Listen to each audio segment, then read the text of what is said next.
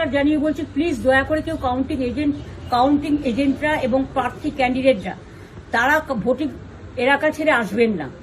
Strong রুমে যেখানে counting হচ্ছে, মানে সেন্টারে, সেখান ছেড়ে কেউ আসবেন না। এটা বিজেপির প্ল্যান। প্রথম 2-3 রাউন্ডে আমি কালকে থেকেই বলছি যে ওদেরগুলো আগে দেখাবে, আমাদেরগুলো পরে দেখাবে। এবং অনেক জায়গায় 2-3 রাউন্ড কাউন্টিং করার পরে প্রায় 100টা জায়গায় কাউন্টিং বন্ধ করে রেখে দিয়েছে। এবং কল্যাণীতে ধরা পড়েছে 7টা মেশিন, যেখানে কোনো মিল নেই। এটা টোটাল ফোর্সফুলি সেন্ট্রাল ফোর্সকে দিয়ে চারিদিকে তৃণমূল কংগ্রেসের উপর অত্যাচার করছে, অফিস ভাঙছে, জোর করে দখল করছে। এসআইআর নামে আপনারা দেখেছেন ভোট লুট করেছে যাতে যে সিটগুলো জিততে পারে। কিন্তু এখনো এমন 70টা সিট আছে, 100টা সিট আছে যেগুলো আমরা এগিয়ে আছি, সেগুলো বলছে না। টোটালটাই মিথ্যে নিউজ খাওয়াচ্ছে। আগে ডিআইসিও এই খবরগুলো দিত, কিন্তু তাকে কালকে চেঞ্জ করে দেওয়া হয়েছে। টোটালটাই ইলেকশন কমিশন নিজের ইচ্ছে মতো খেলছে, এবং সাথে কেন্দ্রীয় বাহিনীকে নিয়ে।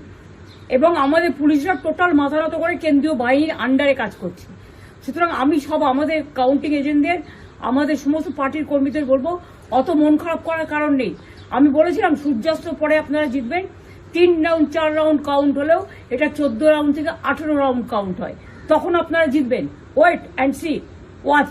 আমরা সবাই আপনাদের সাথে আছি, আপনারা কেউ ভয় পাবেন না, নিশ্চিন্তে থাকুন। আবার বাঘের বাচ্চার মতো লড়াই করে যাবো।